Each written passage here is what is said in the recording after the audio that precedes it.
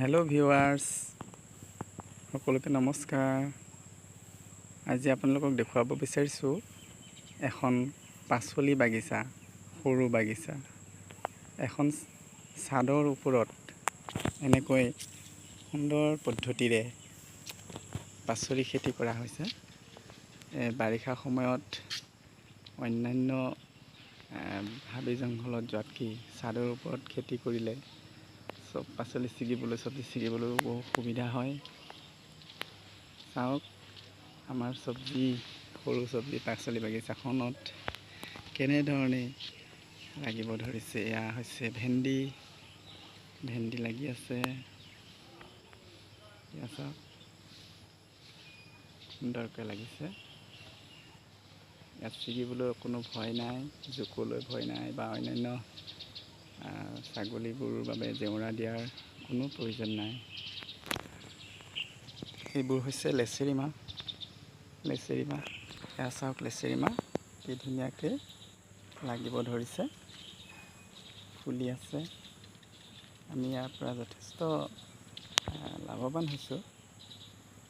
বজাৰৰ পৰা কীটনাশক সাৰ, অন্যান্য মেডিচিন নিদিয়াকৈ ঘৰতে প্ৰডাকশ্যন কৰি আমি সম্পূৰ্ণ সুস্থ খাদ্য চব্জি খাবলৈ পাইছোঁ। আমি বাৰু বজাৰত বিকিব নালাগে, কিন্তু নিজৰ ঘৰৰ কাৰণে সুন্দৰ, নিজৰ কাৰণে উপযুক্ত কৰি এয়া চাওক সুন্দৰ লেচেৰী মাহৰ খেতি হৈছে।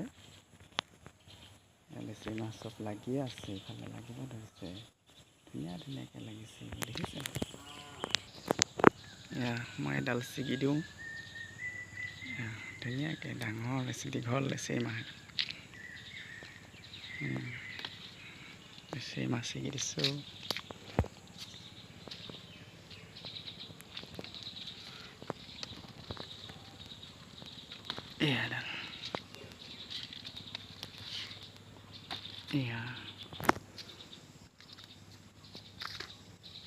এয়া চাওক ইমান সুন্দৰ হৈছে চব্জি বাগান।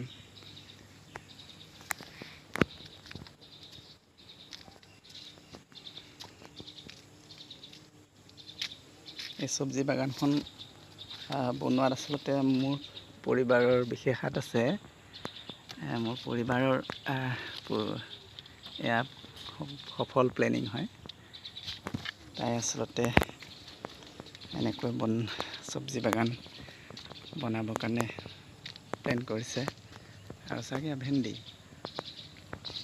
যাব, মই চব সেইখিনি থৈ লওঁ, লেচেৰী মাহখিনি। এতিয়া মই ভেন্দি দেখুৱাই আছোঁ। এয়া ভেন্দি দেখিছে কেনেকৈ কি সুন্দৰকৈ লাগিছে। প্ৰত্যেক জোপাই 2টা 3টা 4টাকৈ ভেন্দি লাগিছে। ইয়াৰ পৰা আমি বহুতখিনি ফচল খালোঁ ইতিমধ্যে।